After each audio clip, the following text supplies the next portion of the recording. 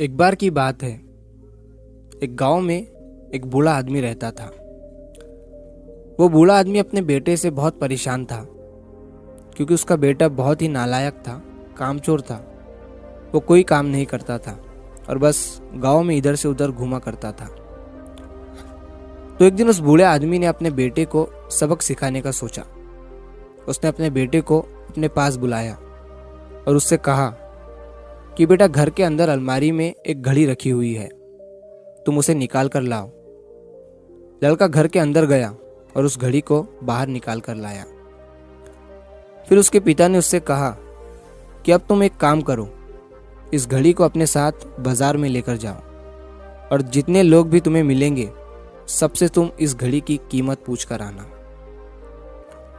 अब वो लड़का उस घड़ी को लेकर बाजार में चला गया। उसने बाजार में सभी लोगों से उस घड़ी की कीमत पूछी। किसी ने उस घड़ी की कीमत 500 बताई, किसी ने 1000, तो किसी ने 800। सभी लोगों ने उस लड़के को उस घड़ी की कीमत अलग अलग बताई और कई लोगों ने एक जैसी। वो लड़का अपने पिता के पास वापस आया और उसने उनसे कहा कि पिताजी, सभी लोगों ने इस घड़ी की कीमत अपने हिसाब से बताई। किसी ने 500, किसी ने 1000, तो किसी ने 800। अब उस बूढ़े आदमी ने अपने बेटे से कहा कि बेटा ठीक है, घड़ी को तुम अलमारी में रख दो और जाओ। अब अगले दिन फिर से उस बूढ़े आदमी ने अपने बेटे को अपने पास बुलाया और उसे फिर से अलमारी से घड़ी लाने को कहा। लड़का फिर जाता है और अलमारी से घड़ी निकाल कर लाता है। और अब उस बूढ़े आदमी ने अपने बेटे से कहा कि बेटा जाओ और आज तुम इस घड़ी के अंदर जो समय चल रहा है उसकी कीमत पूछ कर आओ। लड़के को समझ नहीं आ रहा था कि उसके पिताजी उससे क्या करवाना चाह रहे हैं।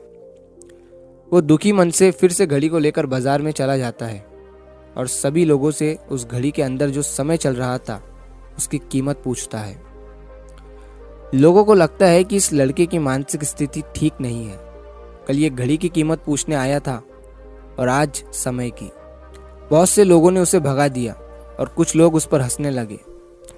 अब लड़का परेशान हो जाता है और सोचता है कि ये मेरे साथ क्या हो रहा है।